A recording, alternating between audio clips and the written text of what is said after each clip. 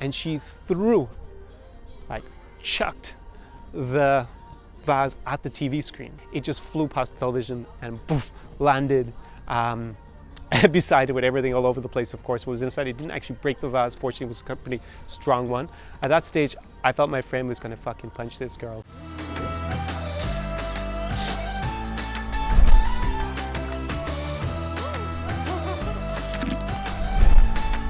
SAR Experience. Всем привет! Welcome back to another episode of the Vodka Podcast with me, Connor Klein. This is the SAR Experience, and in today's episode of the Vodcast, I'm going to be going into some of my travel stories here in the region and why maybe you might consider coming here if you're looking for a different type of travel experience than you're going to get in the mainstream locations, especially in Western Europe. You're not going to find this kind of experience here. Today I'm speaking to you from Odessa in Ukraine on the shores of the Black Sea. You can see the Black Sea behind me. I'm at the port, and unfortunately there's a lot of this music when I came down here, but I'm still going to persist and go ahead. Hopefully it won't be too distracting on the audio, and let's get into it. So when I first started traveling here, I've already gone into a lot of the stories, a lot of the things that happened to me on that very first trip. I traveled on my own. That's going to be back in Vodcast number 4 and number 5. I go into my dating journey here in Ukraine a good bit. So if you're interested in those, then go ahead, and if you haven't already watched them, of course, go back and look for them. It's going to be episodes 4 and 5. But in today's episode, I want to start telling some of the stories from a very special trip I took.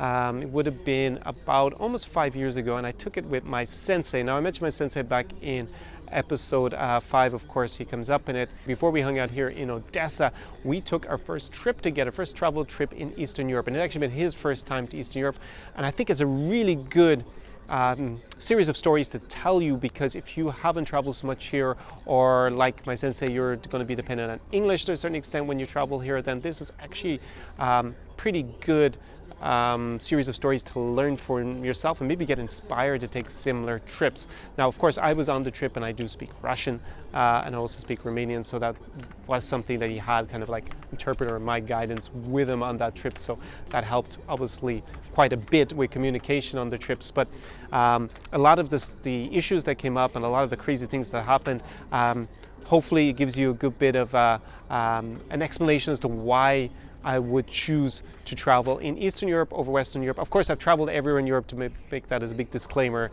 at the beginning. I've traveled all 50 countries, so I kind of get a good overview of everything basically. And then I spend more time in this region than I do in Western Europe. A lot of reasons for that. One of them, actually, if you look at my video, my Vodcast episode about why I spend summers here in Odessa in particular, then you're going to get a good indication of that.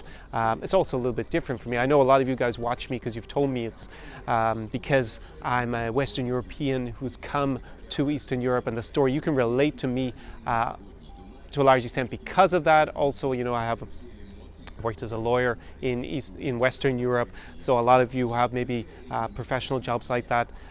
You also want to take these kind of similar trips, or maybe you're an entrepreneur like I am at the moment. So these kind of things that helps you to relate to me, and I want to continue that by giving you a little bit of a taste of what happened on the first trip that I took with my sensei here in Eastern Europe. So now, to give you an overview of what we were doing, it was just after Euromaidan, the revolution that took place in Ukraine that led to the overthrow and replacement of Viktor Yanukovych, who was the president who was, to simplify it, he was pro-Russian versus pro-European, the president. And I'm going to give you in a different video my experience of actually been at Euromaidan.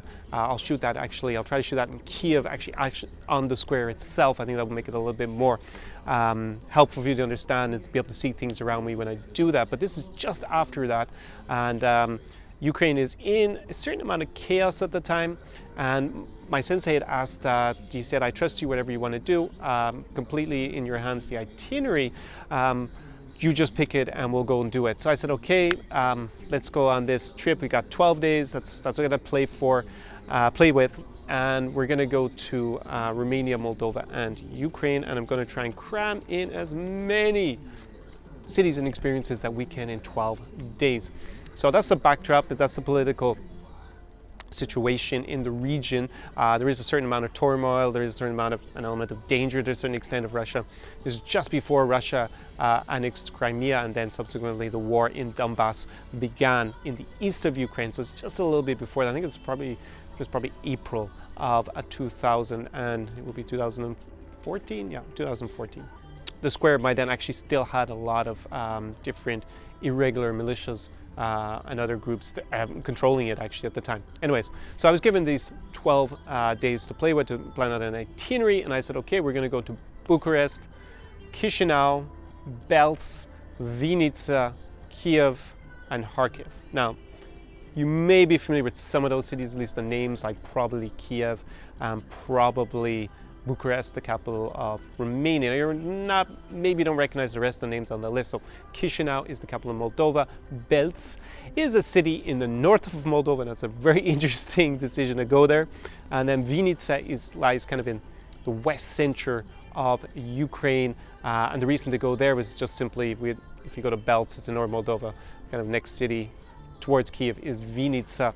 And then Kiev, obviously the capital, you've heard of that probably. And then Kharkiv is in the east of Ukraine. I do have a great travel vlog from Kharkiv that I made a couple of months ago, so I'll link that in the card somewhere up above, and put it down in the description, in the show notes. If you're listening to this on the podcast version, definitely go and take a look at that if you're interested. It's a really good popular vlog. It's actually the most popular video about Kharkiv, I believe, on YouTube by a long shot, already within a couple of months. So super stoked about the popularity and how many people have enjoyed that video. So why did I pick such a bizarre itinerary? Well, he wanted to experience the real east of Europe. So instead of saying, hey, let's go to all the capitals and do kind of very obvious touristy things, I said, let's make this an adventure. Chisinau, the capital of Moldova, like Moldova is still, maybe now it's the least visited country. Belarus used to be the least visited country in Europe, and now that they've changed their visa regime, it's more open. So I picked this itinerary so that I bring them to different places that really tourists wouldn't have gone to. Belts was a curious decision to go into more than that. It's actually northern Moldova, and yeah, it was definitely different when we got there. And then Vinica is on the way. It's kind of a sweet town, but between Moldovan border and Kiev, and of course Kiev, the capital, you have to go there. And Kharkiv is a great city to have fun in, to party, and basically that was why I wanted us to go there. So we started off in Bucharest. Now at the time, Bucharest had I have a travel vlog about Bucharest as well, which I'll link in another card, I guess, now that I talk about, and in the description. It's also a very popular one. It's not, Bucharest is not my favorite city in Eastern Europe. I'll be very frank about that. It does have some great reasons to go there as well, and hope you get a glimpse of that in my video. But at the time, it actually had a really, really great night at a nightclub on a Thursday. I remember it was called Gaia. So the trip had to start actually on the Wednesday. So I was like, well, we're going to start in Bucharest then, and I'm going to take you to Gaia, this club in Bucharest. And that will be the first port of call. So we arrive, and it's interesting how languages can have a big influence on your life. So I meet my friend at the airport, everything's cool. We get a taxi in. At the time, it was a little bit dodgy. Bucharest airports, you used to actually have to take the taxis coming in, dropping people off, not get a taxi actually waiting for you at the airport. Now, of course, you have the apps make it a lot safer, but there was a big issue with security at the time. A lot of people have been robbed by taxi drivers and actually even murdered. There was one case. So the rule of thumb at the time in Bucharest was to take a taxi that's coming in, not one that's waiting, loitering for someone to abduct or rob at the airport. That was the kind of, Bucharest has improved a lot now. You don't have to be scared of that. Today, of course, you can take an app. They have tickets that you can press on a screen in the airport even, and it's all traceable. And of course, if you have your app, it's traceable. So I wouldn't be worried about that now. But anyway, so I called on the phone for the Airbnb apartment that I rented for us in the center of Bucharest, and the woman spoke to me, I think, in Romania originally, and then for some reason I must have said, hey, do you also speak Russian, which would be unusual in Romania, or maybe I had earlier actually come probably in the chat or something spoken about it. I think actually the Airbnb host had told me that his girlfriend is actually from Moldova, so think I guessed, and I spoke in Russian. So we're chatting in Russian, everything's coming into the apartment. Taxi driver was super intimidated by us. He's like, what are you guys up to? Some random Western Europeans are all mumbling in Russian to you on the phone. So it's kind of interesting the reaction that Russian can have in a country like Romania. It's actually something I used once or twice when I was in a little bit precarious situations with taxi drivers. Again, this is before the apps, where I take one outside a club, for example, and he asked me where I was from, and I didn't trust the guy, and I didn't want to say I was Western European, so I said I was Russian. He said, I don't believe you. And I spoke in Russian, and then he kind of seemed convinced and a little bit more wary of me, and then I noticed we weren't even going the right direction, so God only knows what was going to happen to me there, and then I got him to turn around, and then yeah, he was pretty aggressive, but once I got to the club, fine. That's another story. So that's one of the advantages of speaking Russian. In Romania, apparently people are a little bit more intimidated by you. We go there, we have a great rapport with the Airbnb host, fantastic, really cool, and actually the great thing about it is that we actually became pretty good friends afterwards, and every time I went to Bucharest afterwards, I would always call him and he would set me up with an Airbnb. So actually we bonded over this issue of a large part about language, because I was able to speak in Russian as well as some Romanian at the time. So I brought my friend out in Bucharest. The first night we ended up in some Moldovan bar. It wasn't very available, but the second night I brought him to my what was my favorite club in all of Europe during the week, Gaia, on a Thursday night. I just love, this is why I think this story might be interesting for you if you're a traveler. So the reason why I liked the club, number one, is that it had a policy of not letting tourists in. It's the first thing. So it was more about kind of like for the beautiful and the cool on a Thursday night of Bucharest. Now that doesn't mean that they wouldn't let you in as a foreigner, but if they thought you were a tourist, I'd seen it, they were not letting you in. So the key there was, of course, to speak in Romanian at the door. First of all, to be dressed pretty well, right? First of all. Second one was to speak in Romanian. Even if you only say good evening in Romanian, or you just say hi or something, you know, you greet people, that's going to be enough. Like if you just say bună seara, or if you say salut or something when you get to the door, that's going to make a big difference. Now, of course, I have to chat a little bit in Romanian always, and sometimes it was a little bit tricky, but I always got in because of that, because of at least being able to say a few words in Romanian. So that's a first good tip for you if you're traveling.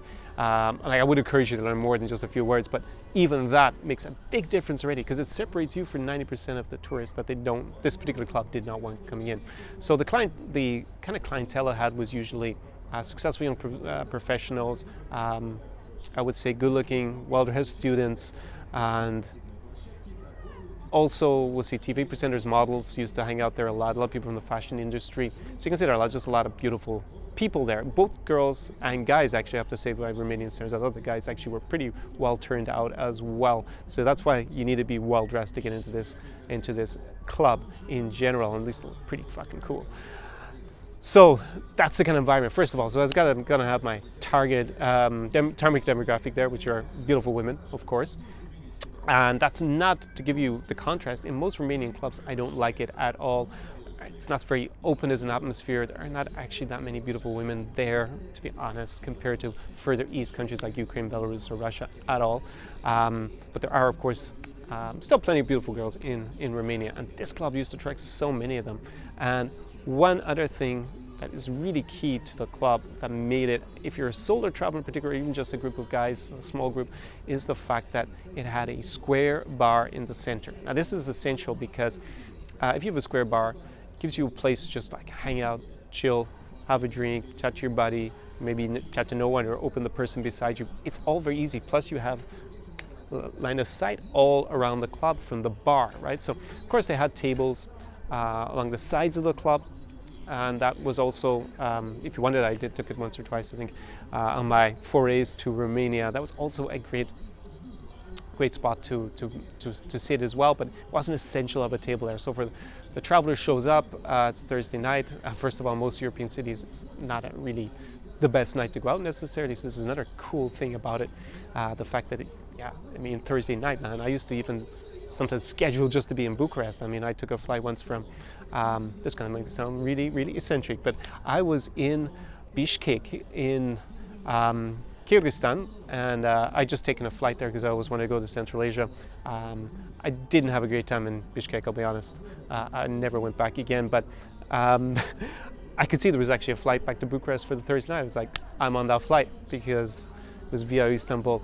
I really want to go out in Gaia, and especially after my experience in Bishkek and its what kind of woeful nightlife, definitely was something that I appreciated. So we go to Gaia. So that's the other thing, is that it's a square bar. Atmosphere, it's really cool. It's obviously packed by about 1 o'clock, and it's a very open atmosphere, and people are very close to each other. It's a square bar. It's very easy to talk to people, and there's a high concentration of pretty girls. What more do you want? So me and my buddy went there. This is why I'll just give it as the first story in the series from this trip. And anyways, it happened, and we partied there all night. At a certain point, we come back to the apartment with a local girl. I remember being there, and she was in the apartment with us. I was a little bit drunk, I'll be honest. The girl was also a little bit screwed up, and we were all there, I don't know, talking in the sitting room. By the way, my friend doesn't drink any alcohol, which is always good for telling me exactly what happened the morning after. As an Irishman, I do have a propensity to drink a lot of alcohol at times, which of course makes me fit in pretty well with this region, I think, in Eastern Europe. So at a certain point, this girl, whatever, there was music came on, we're watching some MTV, some music, and she didn't like the song. So what did she do? She says, turn the fucking music off, right? I don't like that song, in a really aggressive manner. And I remember my buddy who had been there, and he's like, no, we like the song, we're gonna listen to the song. At the point, she picked up a vase, right?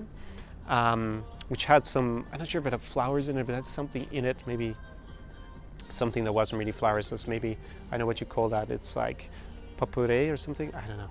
Anyways, had something in it, and she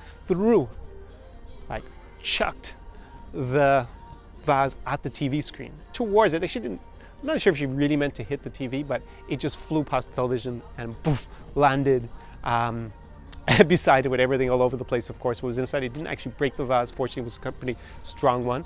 At that stage, I thought my friend was gonna fucking punch this girl, to be honest. I mean, she's throwing vases around, and I was like, obviously a little bit of my drunken stupor, because I said, dude, I have this one taken care of. So I take the girl, take her to my room, obviously have sex with her, and then the next morning we wake up, and I remember her being suddenly very apologetic about her behavior the night before, and she started to smoke some pot to calm herself down. So the whole apartment fucking stank of marijuana the next morning, whatever she was smoking, whichever variant of soft drug. And eventually she calmed down.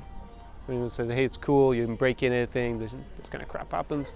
And yeah, I think it's time you leave.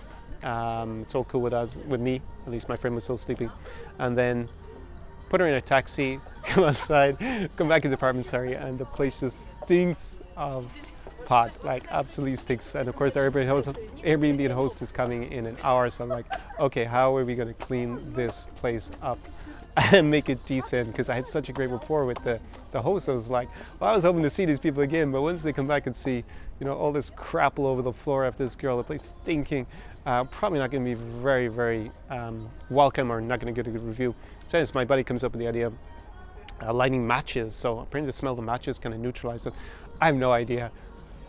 He doesn't smoke anything, any sort of soft drugs or anything like that. Anyway, so I don't know how he knew this, previous experience. So I learned something there, another tip for you guys. And yeah, we cleaned up the place. Apparently the host came, they were super happy, we chatted for an hour. And yeah, that was it. He became very, very close friends with me, Philippe. And that was kind of the beginning of a beautiful friendship. And well, also his girlfriend, now wife. And so it all happened because of having an open mind, learning languages, and people gonna give you the benefit of the doubt then afterwards. People are willing to overlook certain things, like this apartment stinks of dude. So why am I telling you this? I just wanted to get you a little bit of a taste of what it's like to travel in the east of Europe. Now, the time was a lot less touristic than it is today. I don't think you would have the same experience if you were to go there today. Привет. If you were to go back to reach today, it's quite different. It's kind of been discovered, especially Bucharest as a city. It's not kind of a hidden gem of Europe anymore. There's a lot of tourism because obviously a lot of Romanians left, there are a lot of flights, and people meet Romanians abroad. They think, actually, despite the stereotypes, Romanians are actually not that bad. So then they come, they take those cheap flights and they come and check out the city. And the nightlife has taken a downturn in the meantime, unfortunately, because there was a huge fire, a huge tragedy in the center of Bucharest, and unfortunately a lot of young people died. I think it was like, I can't remember the number, I'm not going to misquote it, it was like more than 20 for sure. And this led to them being more strict about fire safety hazards. Now you don't have to worry about that, at least they closed all the clubs, made them at least raise the standards of the fire safety. Also, Bucharest is on a fault line for earthquakes, which is also a little bit of a problem if you were in a building, of course. And they became more strict about buildings being earthquake-proof. So they closed a lot of the great places in the city center. I did bring my friend to my favorite restaurants and bars, and at the time in Bucharest, everything has kind of changed. But at that moment, it was like 5 years ago, Bucharest was kind of undiscovered. It didn't have so much tourism. Now, if you were to go on YouTube, look at vlogs, you see a lot of vloggers have been there, a lot of backpackers have gone there. It's kind of on that route now. At the time, it wasn't, and that's kind of how our first stop on this whirlwind trip. Afterwards, I have this trip was a trip that actually almost killed me by the end, and you're going to see that in the next episodes. It was something very extreme. I was not a vlogger at the time. That's why I think it's also good for me to share with you the experience, at least belatedly now, because really if I'd been a vlogger then, it would have been such an amazing trip to document it. I'm not sure I could do it again physically. So you're going to find out in the next few episodes of the vlogcast when I tell you what happened. So what should you take out of having listened, because you've gotten to the end of this particular part of the trip, the Romanian part. We then left for Chisinau, the capital of Moldova, by plane that afternoon. Would have been the Friday afternoon, where things going even crazier. Well, they got a lot crazier than what had happened with this girl and vase throwing and all this kind of stuff. Look, like every city has kind of cool places, right? And you have to do your research. Now, I think today there's more and more information, like you can look on Instagram. That's one of my tips always, is kind of just look at the city on Instagram on a Friday night, see where they're, I mean, if you're looking for pretty girls, just like look, people are posting where they are, the cool places where they're hanging out. If there's lots of pretty girls suddenly posting in one place, that's a very good indication that it's the place to hang out in. You know, wandering around the city center, a touristic center like this, the Centru Vechi of Bucharest, you're not going to find anything good. This is just the reality. You have to do your research. I found out a bit about Gaia on a Thursday night. Gaia still exists, by the way. It still does a Thursday night. It's not in the same location. It's not the same vibe, in my personal opinion, as it was in those days. So, sorry, you'll have to find somewhere else.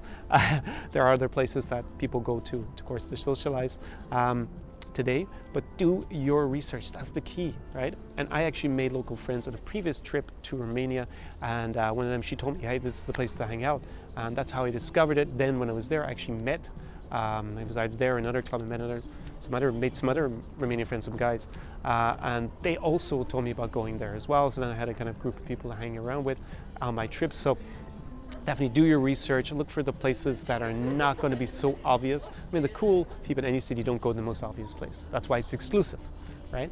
Dress appropriately and look for places where it's going to be easier to have communication with people, with local people there. So that's why a central bar, boom, love clubs. So a central bar, unless you're there with a group of friends, you've already got a table, that is the best kind of club for you to look for if you're traveling, in particular, if you want to meet people, pretty girls in particular, then that's what I would do. And I'm not really sure about the vase throwing instance at the end, but anyways, it was kind of comical. We did meet the girl again several years later, and yeah, she apologized for it. She apologized for it anyways. So this is the beginning end of part one of this series of stories from the first trip I took with my sensei in Eastern Europe, and the next one is going to be about Chisinau in Moldova, where something really, really crazy actually happened. I did say this trip almost killed me anyways. I think it almost killed both of us by the end. So if you enjoyed this video, be sure that you're already a subscriber.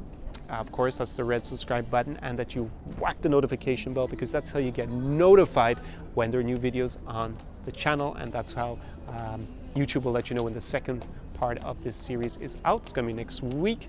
And if you've enjoyed this video, give it a big thumbs up, strike the like button, because that helps with the algorithm. It also lets me know that you enjoyed the video. I'm not so obsessed with how many views the videos get, but I really want to see that people enjoyed it. I actually look more at the likes than at the number of views, because that's letting me know that you didn't just click on it because I had a pretty girl on the thumbnail, that you actually enjoyed the video. And of course, write me a comment below if you've been to Bucharest, if you've been to this region, if you have your own experience, share it below. It's really valuable for everybody, not just for me, but also all the other viewers, because when you guys start sharing all your experiences, it's like we get all this extra information and anecdotes and personal experiences that help us all learn and grow together. So definitely write that below. And if you haven't checked out any of my free courses for traveling, dating, or languages, all three of them, as usual, below in the description to the video. They're free. I do have other premium services like premium language course, premium dating course that I've launched, and the premium version of the travel course.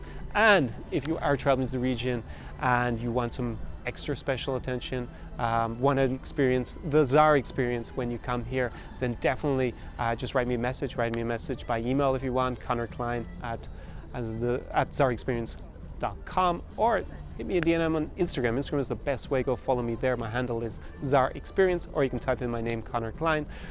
After Conor McGregor, I'm usually the most popular Conor in the world, it seems, at the moment. It's pretty cool accolade to have. It's Conor McGregor and then me.